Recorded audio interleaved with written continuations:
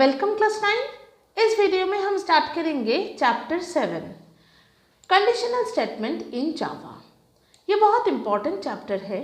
इस चैप्टर का जो मेन टॉपिक है वो है कंडीशंस। ब्लू जावा में कुछ कंडीशंस दिए जाते हैं, उसके हिसाब से कंपाइलर को डिसीजन लेना पड़ता है।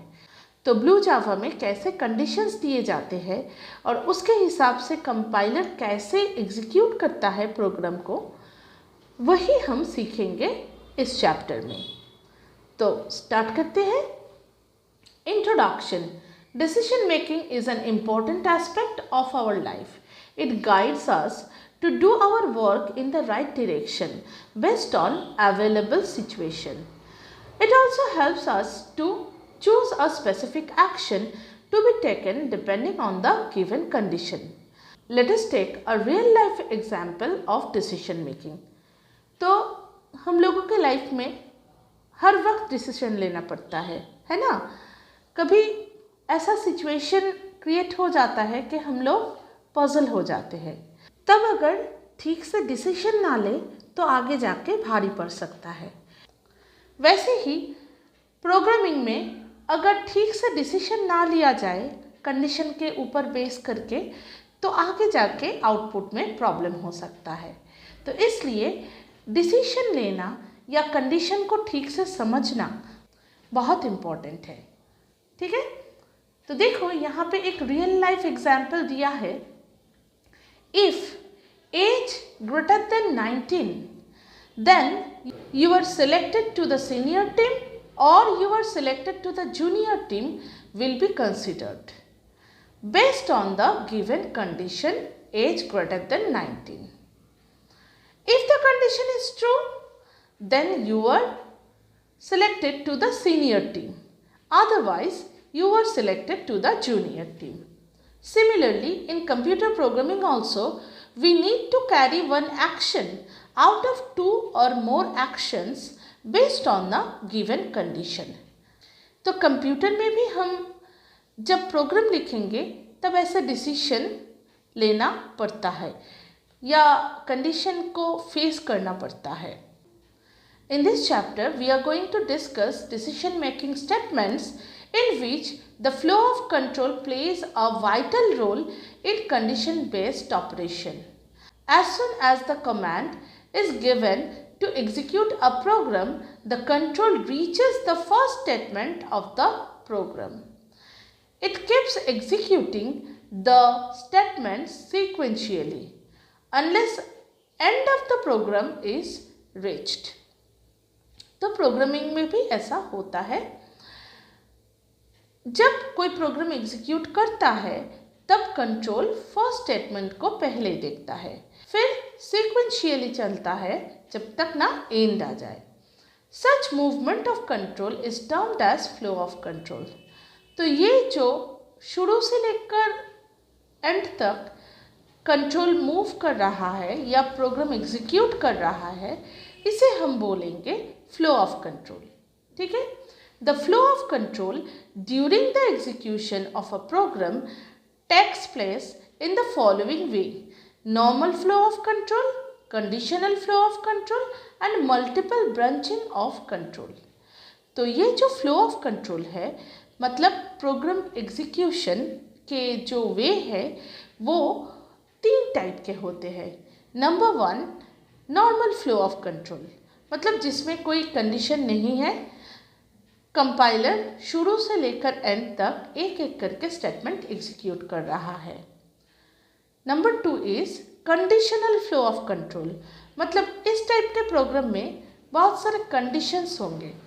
ठीक है, और कंडीशंस के ऊपर बेस करके कंपाइलर को डिसीजन लेना पड़ेगा और किसी एक आउटपुट को चूज करना पड़ेगा। ठीक है, और number 3 is multiple branching of control, मतलब बहुत सारे कंडीशंस दिए जाएंगे और according to the input compiler को डिसीजन लेना पड़ेगा कि किस कंडीशन को एग्जीक्यूट किया जाए। ठीक है, तो इसी 3 टाइप को हम एक एक करके डिस्कस करेंगे। फर्स्ट देखो, normal flow of control. It is the normal procedure where the control keeps on executing each and every statement of a program on the basis of top down approach. मतलब ऊपर से लेकर नीचे तक एक एक करके एग्जीक्यूट करेगा. First line, then second line, then third line, ऐसे. ठीक है, कोई कंडीशन नहीं है, सिर्फ फर्स्ट टू लास्ट एक एक लाइन एग्जीक्यूट करेगा. ठीक है, ये है नॉर्मल फ्लो ऑफ कंट्रोल.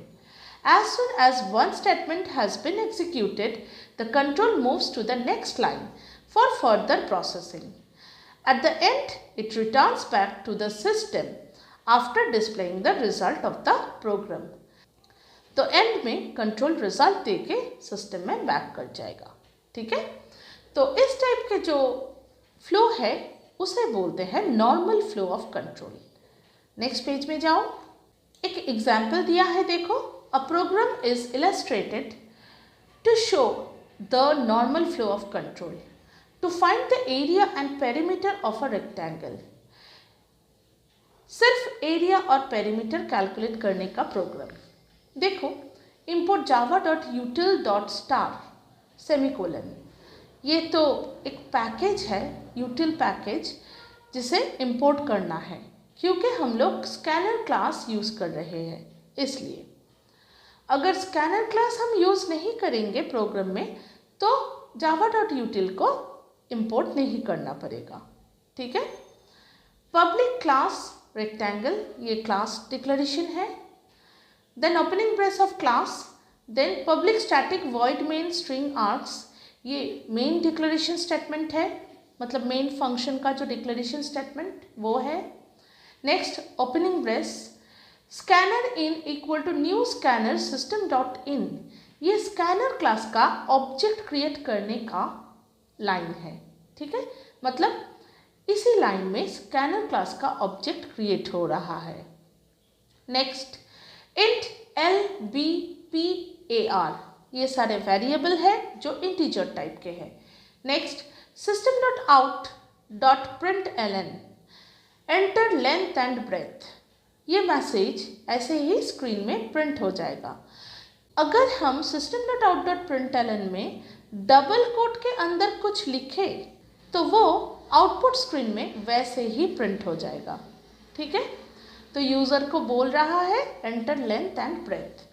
अब यूज़र जो लेंथ और ब्रेथ दे रहा है उसे L और B में रीड कर रहा है, जैसे हम स्कैनर क्लास में रीड करते हैं इंटीजर को, वैसे ही इन डॉट नेक्स्ट इंट से. ठीक है. अब देखो AR इक्वल टू LN/B, मतलब लेंथ और ब्रेथ को रीड किया, फिर उसे मल्टीप्लाई करके एरिया कैलकुलेट किए, और एरिया जो निकला है लेंथ और ब्रेथ को मल्टीप्लाई करके उसे हम AR नाम का जो वेरिएबल है उसमें स्टोर कर दिए. ठीक है. नेक्स्ट देखो P equal to 2 into length plus breadth, मतलब P एक ऐसा वेरिएबल है जहाँ पे perimeter of a rectangle calculate हो रहा है. अब system dot out dot println the area equal to plus AR, system dot out dot println the perimeter equal to plus P, मतलब दोनों को अब प्रिंट कर दिए. ठीक है. द एरिया इक्वल टू बोल के एरिया का वैल्यू और द पेरीमीटर इक्वल टू बोल के पेरीमीटर का वैल्यू प्रिंट कर दिया. ठीक है. अब closing brace of main and then closing brace of class. अगर ये प्रोग्राम एग्जीक्यूट किया तो देखो ऐसा आउटपुट आएगा. नीचे दिया है देखो, एंटर लेंथ एंड ब्रेथ, 25 और 12 दिया है लेंथ और ब्रेथ.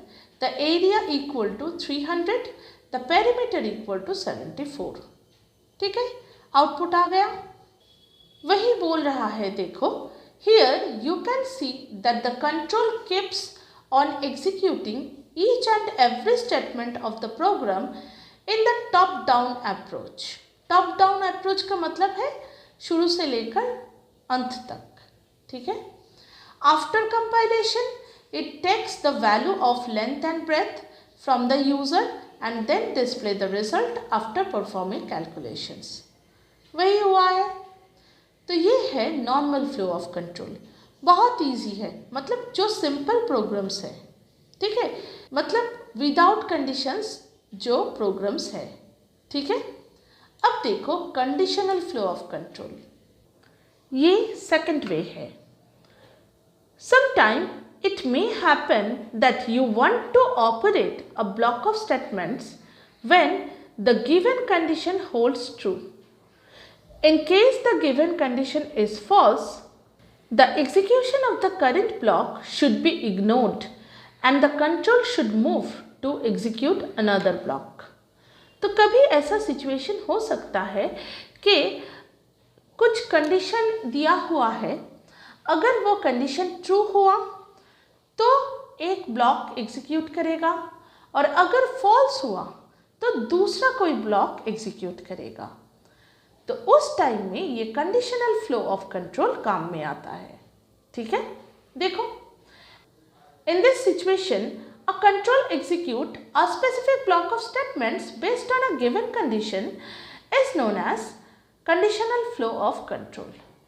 तो इसे ही conditional flow of control बोलते हैं।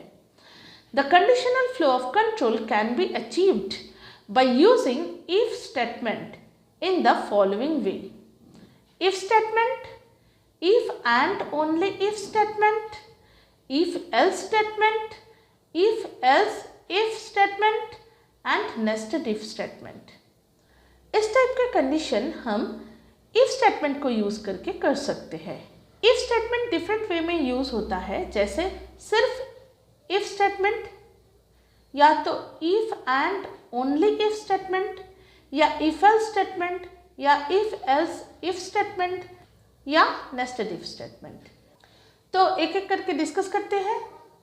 if statement कब यूज होता है, देखो this statement is used when a statement or a block of statement to be executed based on the given condition holds true। मतलब अगर कंडीशन ट्रू हुआ तो एग्जीक्यूट करेगा। ठीक है, in case the condition is false it ignores the block and moves forward with the normal flow of control। अगर condition false हुआ तो ब्लॉक से बाहर आके नॉर्मल फ्लो ऑफ कंट्रोल में बाकी जो प्रोग्राम का पार्ट है वो एग्जीक्यूट कर देगा। ठीक है, जैसे यहाँ पे एक फ्लो चार्ट का पार्ट दिया है, देखो ये एक डिसीजन मेकिंग बॉक्स है।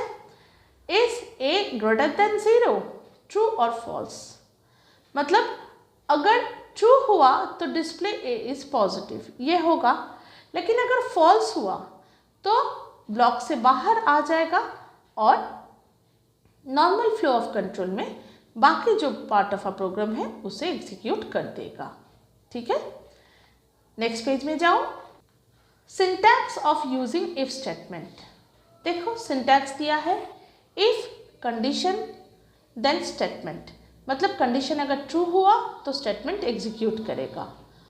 और ये भी हो सकता है इफ कंडीशन उसके बाद ब्लॉक ऑफ स्टेटमेंट, मतलब इफ के अंदर एक स्टेटमेंट भी हो सकता है या ब्लॉक ऑफ स्टेटमेंट भी हो सकता है। अगर एक स्टेटमेंट है तो ये जो सेकंड ब्रैकेट है ये देने की ज़रूरत नहीं है, लेकिन अगर ब्लॉक ऑफ स्टेटमेंट है तो ये जो सेकंड ब्रैकेट है उसमें एनक्लोज करना पड़ेगा। ठीक है, नेक्स्ट साइड में एक बॉक्स है, देखो with reference to this syntax if statement is used to check a condition. If the condition is true, then the immediate next statement is executed. In case the condition is false, the control ignores the execution of the next statement and move to execute other statement of the program. तो वही बोले कि अगर true हुआ तो just next में जो statement है वो एग्जीक्यूट करेगा और अगर फॉल्स हुआ तो ब्लॉक से बाहर आके बाकी जो स्टेटमेंट्स है वो उसे एग्जीक्यूट करेगा। ठीक है, नेक्स्ट देखो अ सिचुएशन में appear when you need to execute more than one statements based on the condition. In such case all the statement must be enclosed within curly brackets inside the if block. तो अगर multiple statement को execute करना है true होने से तो सब statement को, मतलब जितना सारा एग्जीक्यूट करना है सबको एक कर्ली ब्रैकेट के अंदर एनक्लोज करना पड़ेगा। ठीक है, जैसे अभी हम डिस्कस किए, अगर एक स्टेटमेंट हो इफ के अंदर तो ब्रैकेट देना या ना देना एक ही बात है, लेकिन अगर मल्टीपल स्टेटमेंट हो तो ब्रैकेट देना ही पड़ेगा। ठीक है, फॉर एग्जाम्पल देखो, single statement using if int a equal to 10, if a greater than 0 system dot out dot println number is positive. तो अगर a ग्रेटर देन 0 हुआ तो नंबर इज पॉजिटिव प्रिंट कर देगा। ये सिर्फ एक स्टेटमेंट है इफ के अंदर, इसलिए कोई ब्रैकेट नहीं दिया है। In the example shown above, the message number is positive will be displayed on the screen because the value of a is more than 0. मतलब वैल्यू तो 10 है तो इसलिए ये एग्जीक्यूट करेगा। If the value is less than or equal to 0, then the execution of print statement will be ignored. लेकिन अगर less than हुआ या इक्वल टू 0 हुआ तब कोई एग्जीक्यूशन नहीं होगा। ठीक है, अब देखो multiple statements using if. Int x equal to 9, p equal to 0, double t equal to 0.0 d। If x mod 2 not equal to 0, opening bracket p equal to x into x, t equal to math.sqrt x, then closing brace. मतलब क्या है देखो, दो variable लिया है integer type के, x का value है 9 और p का वैल्यू है 0, और एक वेरिएबल लिया है डबल टाइप के, 0.0 उसका इनिशियल वैल्यू है। अब देखो x को 2 से डिवाइड करके रिमाइंडर ले रहा है, मॉड मतलब रिमाइंडर ले रहा है। अगर रिमाइंडर नॉट इक्वल टू 0 है, मतलब अगर x एक ऑड नंबर है, क्योंकि अगर इवन नंबर होगा तो 2 से डिवाइड करने से रिमाइंडर 0 आएगा, लेकिन अगर ऑड नंबर हुआ तो 2 से डिवाइड करने से रिमाइंडर 0 नहीं आएगा। तो अगर ऑड नंबर हुआ तो क्या करेगा देखो, p equal to x into x, मतलब x का जो स्क्वायर है वो कैलकुलेट होगा। t equal to math.sqrt(x), t में क्या होगा, x का स्क्वायर रूट कैलकुलेट होगा। ठीक है, ये है दो स्टेटमेंट जो इफ कंडीशन के अंदर है। दो स्टेटमेंट है मतलब एक से ज़्यादा, तो इसलिए ब्रैकेट में इनक्लोज किया है। अब इफ कंडीशन के बाहर देखो, system.out.println square of number plus p plus and the square root plus t, मतलब स्क्वायर ऑफ नंबर p में जो वैल्यू है वो प्रिंट करेगा and the square root t में जो वैल्यू है वो प्रिंट करेगा। ठीक है, तो ये है इफ कंडीशन के अंदर मल्टीपल स्टेटमेंट होने का एग्जाम्पल। अब एक बॉक्स है देखो, compound statement, a statement that includes one or more statements within it marked under curly brackets is called to be a compound statement। मतलब ये जो ब्रैकेट के अंदर 2-3 स्टेटमेंट है इसे कंपाउंड स्टेटमेंट बोलते हैं। ठीक है, नेक्स्ट देखो, with reference to the above example, if statement checks whether the value of x equal to 9 is odd or not. Here the condition is true, hence it enters the block of statements enclosed within curly brackets. Find square and square root of the number and display the results.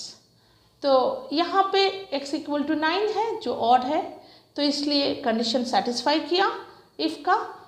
तो if के अंदर आया, दो statement जो है square निकलने का और स्क्वायर रूट निकलने का वो एग्जीक्यूट किया, फिर आउटपुट दे दिया। ठीक है, square of the number 81 and square root 3.0। ठीक है, तो ये होगा output.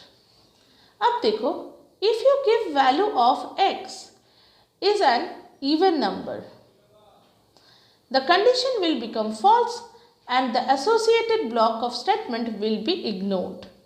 the control will directly use the print statement and display as square of the number 0 and the square root 0.0।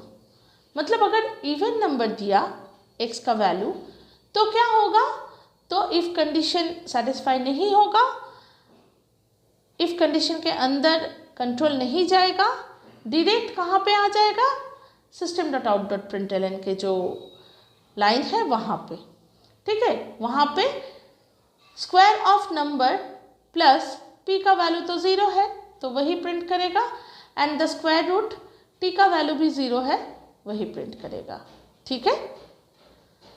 अब देखो if and only if statement, use of multiple if. It is a logical situation in which multiple statements can be operated selectively. If condition 1 is true, then control will execute statement 1. In case it is false, the control moves to check condition 2 rather than executing any statement. Further, statement 2 or statement 3 are operated based on the true or false status of condition 2 and condition 3 respectively। मतलब अगर बहुत सारे if condition हम use करें एक programme में तो if and only if statement काम आएगा। जैसे अगर फर्स्ट इफ ट्रू हो तो उसके अंदर जो स्टेटमेंट है वो एग्जीक्यूट करेगा, अगर नहीं हुआ तो सेकेंड इफ को देखेगा, अगर उसका कंडीशन ट्रू हुआ तो उसके अंदर जो स्टेटमेंट है वो एग्जीक्यूट करेगा, ऐसे चलता रहेगा, ठीक है, जब तक इफ कंडीशन दिया हुआ है, ठीक है। नेक्स्ट पेज में जाओ, जैसे देखो if condition 1 statement 1, if condition 2 statement 2, if condition 3 statement 3। मतलब अगर कंडीशन 1 सेटिस्फाई हुआ तो स्टेटमेंट 1 एग्जीक्यूट करेगा, अगर कंडीशन 2 सेटिस्फाई हुआ तो स्टेटमेंट 2 एग्जीक्यूट करेगा, अगर कंडीशन 3 सेटिस्फाई हुआ तो स्टेटमेंट 3 एग्जीक्यूट करेगा। ऐसे जब तक इफ कंडीशन है चलता रहेगा। फ्लो चार्ट देखो, इस कंडीशन 1 सेटिस्फाइड, यस में दिया है स्टेटमेंट 1, फिर स्टेटमेंट 1 एग्जीक्यूट करके पूरा नीचे आ जाएगा, मतलब कंडीशन 2 और कंडीशन 3 नहीं चेक करेगा। लेकिन अगर कंडीशन 1 सेटिस्फाई नहीं हुआ तो कंडीशन 2 में आएगा, अगर ये ट्रू हुआ तो स्टेटमेंट 2 एग्जीक्यूट करके फिर नीचे आ जाएगा, लेकिन अगर ये भी गलत हुआ तो कंडीशन 3 में आएगा, अगर वो ट्रू हुआ तो स्टेटमेंट 3 एग्जीक्यूट करेगा और फिर नीचे आएगा, लेकिन अगर ये भी गलत हुआ तो नीचे आ जाएगा, ठीक है। तो ये है फ्लो चार्ट। एग्जाम्पल दिया है, देखो ये एक पार्ट ऑफ अ प्रोग्राम है। If a less than 0, system.out.println a negative number. If a greater than 0, system.out.println a positive number. If a equal to 0, system.out.println a number is 0। ठीक है, तो पहले नंबर को देखेगा, अगर वो 0 से कम है तो फर्स्ट इफ एग्जीक्यूट करेगा, अगर वो 0 से ज़्यादा है तो सेकेंड इफ एग्जीक्यूट करेगा, और अगर वो 0 के बराबर है तो थर्ड इफ एग्जीक्यूट करेगा, ठीक है। तो ऐसे if and only if execute करता है। वही यहाँ पे बोला है, देखो in the above example first of all it is checked whether the value of the variable say a is less than 0 or not. If it is true, then it displays the message a negative number. In case the first condition is false, the control enters the next if part and check whether the value is greater than 0 or not. If it is true, the system displays the message a positive number. In the same way, the control keeps on verifying other conditions. ठीक है, वही बोला है। अब देखो if else statement. It is a logical situation in which either of the two action is to be performed depending upon specified condition. When the condition is true, it performs one set of statement, otherwise it performs another set of statement. मतलब अगर if condition true हुआ तो उसके अंदर जो block है वो execute करेगा, नहीं तो एल्स के अंदर जो ब्लॉक है वो एग्जीक्यूट करेगा। ठीक है, नेक्स्ट पेज में जाओ।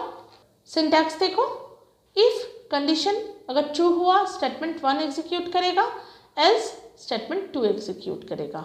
यहाँ पे देखो एल्स के बाद कोई कंडीशन नहीं दिया हुआ है, एल्स के बाद कभी कोई कंडीशन नहीं होता है। ठीक है, सिर्फ इफ के बाद कंडीशन होता है। अगर इफ का कंडीशन ट्रू हुआ तो स्टेटमेंट 1 एग्जीक्यूट करेगा, नहीं तो स्टेटमेंट 2 एग्जीक्यूट करेगा। ठीक है, फ्लो चार्ट देखो, इज कंडीशन सेटिस्फाइड, अगर येस है तो स्टेटमेंट 1, अगर नो है तो स्टेटमेंट 2। ठीक है, फॉर एग्जाम्पल देखो, if m greater than n, max equal to m, else max equal to n। अगर ट्रू हुआ तो मैक्स में m जाएगा, नहीं तो मैक्स में n जाएगा। ठीक है, in the above example the value of m and n are compared. If the condition is true then the value of m is assigned to a variable max, otherwise the variable max stored the value of n। ठीक है, अगर true हुआ तो max में m का value जाएगा, नहीं तो मैक्स में n का वैल्यू जाएगा।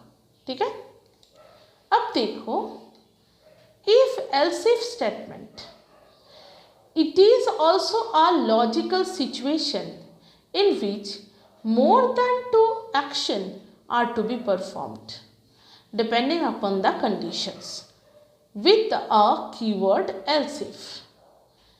When condition 1 is true, then it performs statement 1. In case condition 1 is false, the control enters else if part and checks condition 2.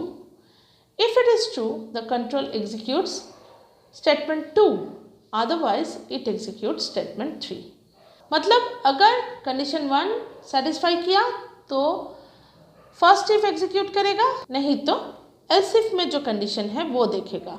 अगर वो ट्रू हुआ तो उसके अंदर जो स्टेटमेंट है वो एग्जीक्यूट करेगा। ऐसा चलता रहेगा जितना एल्स इफ होगा। ठीक है, सिंटैक्स देखो, if condition 1 statement 1, else if condition 2 statement 2, else statement 3। ठीक है, फ्लो चार्ट देखो, इस कंडीशन 1 सेटिस्फाइज, अगर यस है तो स्टेटमेंट 1 एग्जीक्यूट करो और नीचे आ जाओ, नहीं तो इस कंडीशन 2 सेटिस्फाइज, अगर यस है तो स्टेटमेंट 2 एग्जीक्यूट करो और नीचे आ जाओ, नहीं तो स्टेटमेंट 3 एग्जीक्यूट कर दो। ठीक है, नेक्स्ट पेज में जाओ। एग्जाम्पल दिया है देखो, if a greater than b, system.out.println the first number is greater, else if b greater than a, system.out.println second number is greater, else system.out.println both the number are equal। मतलब पहले देखेगा a greater than b है कि नहीं, अगर है तो first number is greater. लेकिन अगर ये इफ कंडीशन सेटिस्फाई नहीं हुआ तो एल्स इफ पार्ट में आएगा। फर्स्ट एल्स इफ में देखो है b ग्रेटर देन a, अगर ये सही हुआ तो इसके अंदर जो स्टेटमेंट है वो एग्जीक्यूट करेगा, नहीं तो एल्स पार्ट में आएगा और एग्जीक्यूट करेगा। ठीक है, वही लिखा है देखो, in the above example first of all it checks whether the first number is greater than the second number or not. If it is true, then it displays the message first number is greater. In case the condition is false, the control enters else if part and check whether the second number is greater than the first number or not. If it is true, then the system displays the message second number is greater. Otherwise, the control automatically enters the next else part and display the message both the numbers are equal. ठीक है, वही बोले। अब देखो nested if statement. The term nested means one action is taken within the another action. मतलब एक action के अंदर और एक एक्शन लेना। Thus, nested if statement is a statement where an if statement is placed within another if statement. मतलब एक if statement के अंदर और एक इफ स्टेटमेंट। ठीक है, सिंटैक्स देखो, if condition 1 opening brace, if condition 2 statement 1 else statement 2, else opening brace, if condition 3 statement 3 else statement 4 closing brace. मतलब फर्स्ट जो इफ है वो अगर सेटिस्फाई किया तो सेकंड जो इफ है कंडीशन 2 का वो देखेगा, वो अगर सेटिस्फाई किया तो स्टेटमेंट 1 एग्जीक्यूट करेगा, नहीं तो एल्स पार्ट में जाके स्टेटमेंट 2 एग्जीक्यूट करेगा। लेकिन अगर फर्स्ट कंडीशन ही सेटिस्फाई नहीं हुआ, मतलब कंडीशन 1 ही सेटिस्फाई नहीं हुआ, तो एल्स पार्ट में आ जाएगा, इधर कंडीशन 3 को चेक करेगा, अगर ये सेटिस्फाई हुआ तो स्टेटमेंट 3 एग्जीक्यूट करेगा, नहीं तो स्टेटमेंट 4 एग्जीक्यूट करेगा। ठीक है, तो ऐसे नेस्टेड इफ होते हैं, मतलब इफ के अंदर इफ। ठीक है, फ्लो चार्ट देखो, पहले इस कंडीशन 1 सेटिस्फाइज, अगर येस है, इस कंडीशन 2 सेटिस्फाइज, अगर येस है स्टेटमेंट 1। लेकिन अगर कंडीशन 2 सेटिस्फाई नहीं किया तो स्टेटमेंट 2 को एग्जीक्यूट करेगा। ठीक है, ये गया कंडीशन 2 के बाद। अब कंडीशन 1 में देखो, अगर नो हुआ तो कंट्रोल सीधा कंडीशन 3 को चेक कर रहा है, अगर वो ट्रू हुआ तो स्टेटमेंट 3 एग्जीक्यूट करेगा, नहीं तो स्टेटमेंट 4 एग्जीक्यूट करेगा। ठीक है, तो ऐसे नेस्टेड इफ एग्जीक्यूट करते हैं। नेक्स्ट पेज में जाओ, एक एग्जाम्पल दिया है देखो, if x greater than 10 opening brace, if x less than 100, मतलब अगर ग्रेटर देन 10 है लेकिन लेस देन 100 है तो 2 डिजिट नंबर प्रिंट करेगा, else not a 2 digit number print करेगा। लेकिन अगर x ग्रेटर देन 10 नहीं हुआ तो डायरेक्ट लास्ट जो एल्स पार्ट है वहाँ पे आएगा और प्रिंट करेगा 1 डिजिट नंबर। ठीक है, वही यहाँ पे डिस्कस किया है देखो, with reference to the above snippet, if the condition x greater than 10 is true, then it will enter the block and check another condition x less than 100. If this condition is true, then it will display 2-digit number, otherwise not a 2-digit number. In case the first condition x greater than 10 is false, then the control will ignore checking the internal condition and will move to the else part after the closing brace. As a result, 1 digit number will display on the screen. ठीक है, समझ में आ गया? Let us take another example देखो, if a greater than b, अंदर आ रहा है if के, if a greater than c, मतलब a अगर b और c दोनों से बड़ा हो तो मैक्सिमम प्लस a प्रिंट कर दो, else मैक्सिमम प्लस सी, मतलब मैक्सिमम है सी, एल्स पार्ट में ये प्रिंट कर दो। लेकिन अगर फर्स्ट जो इफ है वही ट्रू नहीं हुआ तो डायरेक्ट उसके अगेंस्ट जो एल्स है वहाँ पे आएगा, एल्स में चेक करेगा बी ग्रेटर देन सी, अगर येस है तो मैक्सिमम प्लस बी, और एल्स में देखो मैक्सिमम प्लस सी, मतलब अगर बी ग्रेटर हुआ तो मैक्सिमम में बी प्रिंट होगा, नहीं तो मैक्सिमम में सी का वैल्यू प्रिंट होगा। ठीक है, वही यहाँ पे बोला है देखो, here the control checks the first condition a greater than b, if it is true then it will check whether a greater than c is true और not. If a greater than c is also true then it will display the value of a as maximum, otherwise it will display the value of c as maximum. ठीक है, in case the first condition a greater than b is false, the control moves to operate the else part after the closing bracket of the first if block. It will display the value of b as maximum or the value of c as maximum depending upon the condition whether it is true or false respectively. ठीक है, वही बोला है कि अगर first condition false हुआ तो else part में आएगा और चेक करेगा बी ग्रेटर देन सी है कि नहीं, अगर है तो मैक्सिमम में बी का वैल्यू प्रिंट करेगा, मतलब मैक्सिमम फिर b का वैल्यू ऐसे प्रिंट करेगा। लेकिन अगर b ग्रेटर देन c ये ट्रू नहीं हुआ तो उसका जो एल्स पार्ट है वहाँ पे जाएगा और प्रिंट करेगा मैक्सिमम प्लस c का वैल्यू, मतलब मैक्सिमम उसके बाद c का वैल्यू। ठीक है, अब नेक्स्ट पेज में जाओ। अब एक फंक्शन के बारे में बोला है, देखो सिस्टम डॉट एग्जिट ब्रैकेट में 0। Sometime it may happen that the execution of the whole program is not over, but your requirement is fulfilled. Under such situation, you would like to terminate the execution in the middle of the program. System.exit bracket में 0 function will help you to carry out this task. During the course of running the program, as soon as system.exit bracket में 0 function is invoked, it will terminate the execution at that moment. Thus, the execution of remaining statement of the program will be ignored. मतलब क्या है?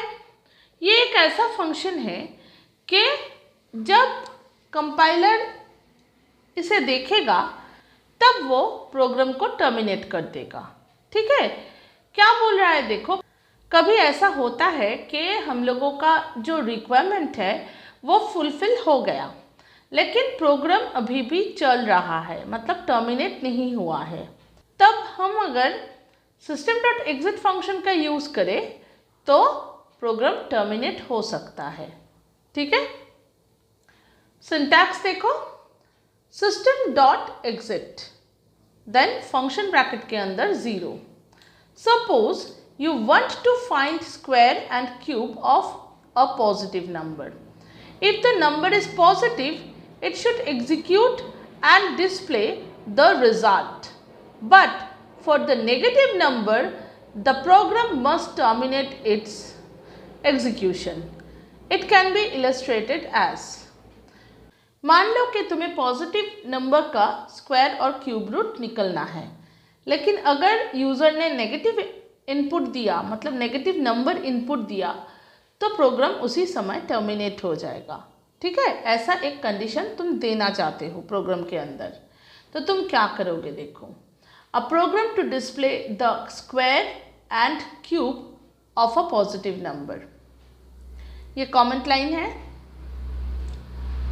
import java.util.star scanner class use हो रहा है इसलिए java.util को import किया। Public class positive, opening brace, public static void main string args, ये मेन डिक्लेरेशन स्टेटमेंट है। Opening brace, scanner in equal to new scanner system.in, ये स्कैनर का ऑब्जेक्ट क्रिएट करने वाला लाइन है। नेक्स्ट NSQCB, ये सारे वेरिएबल है इंटीजर टाइप के। Next system.out.println enter a number, ये प्रिंट होगा स्क्रीन में। ठीक है, enter a number. Next n equal to in.nextInt, मतलब जो नंबर यूज़र दिया है उसे रीड करेंगे in.nextInt स्टेटमेंट के सहारे। ठीक है, किस वेरिएबल में रीड करेंगे? n में रीड करेंगे।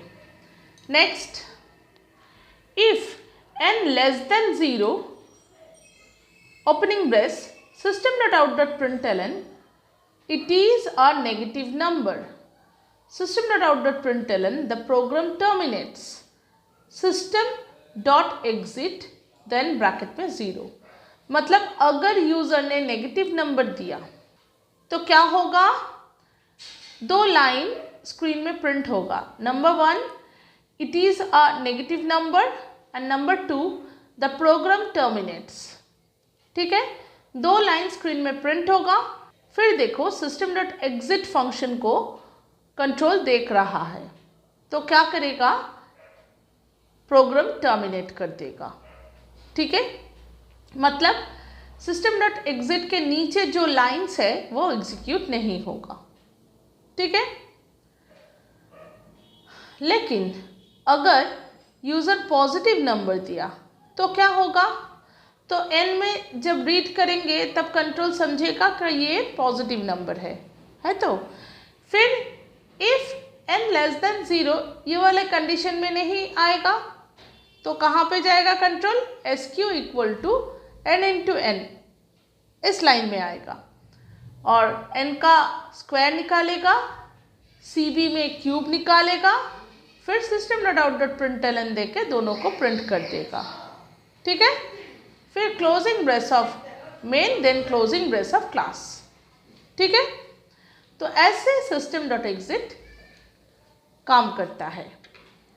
नेक्स्ट पेज में जाओ, देखो अब कंपाइल किया है, नो सिंटैक्स एरर आया, फिर देखो आउटपुट दिया है, एंटर अ नंबर -25 दिया है यूज़र ने, तो आउटपुट क्या दिया है देखो, it is a negative number, the program terminates, ठीक है। अब देखो, in the above example the value of n is checked whether it is negative और not. If it is a negative number, then the program will be terminates by using system.exit function. In case the number is positive, then only square and cube of the number will be calculated and displayed. ठीक है, वही बोले कि अगर negative हुआ तो 2 line print करके terminate कर देगा, लेकिन अगर पॉजिटिव हुआ तो स्क्वायर और क्यूब कैलकुलेट करेगा और उसे प्रिंट करेगा, ठीक है। तो यहाँ पे ही इस चैप्टर के जो मेन टॉपिक है वो ख़त्म होता है। इस वीडियो में इतना तक। नेक्स्ट वीडियो में कुछ सॉल्व प्रोग्राम है इस चैप्टर में, वो डिस्कस करेंगे। बाय।